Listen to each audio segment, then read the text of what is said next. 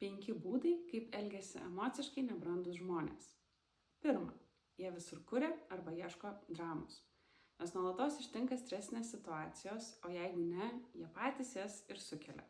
Išprovokuodami konfliktą, dramatizuodami įvykusią situaciją arba patys sukurdami įtampą, kai jų gyvenimas tampa per ramus, jiems sunku išbūti ramybę, tad jie nuolatos ieško intensyvių išgyvenimų. 2.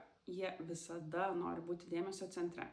Nesvarbu, apie ką su jais kalbėsiesi, jie visada dėmesį nukreips atgal į save, jų pasiekimus, jų problemas, jų nuomonę, tad atsiranda jausmas, jog vyksta ne pokalbis, o monologas.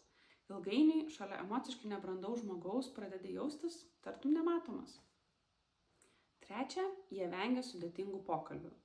Jiems sunku išbūti tą emocijų keliamą nepatogumą, tad jie išsisukinėja, nukreipia kalbą arba išvis atsiriboja.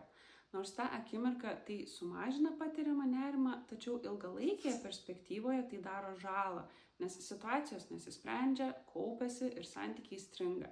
Galiausiai tai, ko emociškai nebrandus žmogus taip stengiasi išvengti, tik dar labiau padaugėja. 4. Su jais viskas vyksta iš išskaičiavimo. Jie santykius mato kaip derybas. Jei kažką jums duoda, tikisi, kad duosit atgal. Tad, kai iš jų prireikia tikros pagalbos, jie arba pradingsta, arba įsitraukia minimaliai.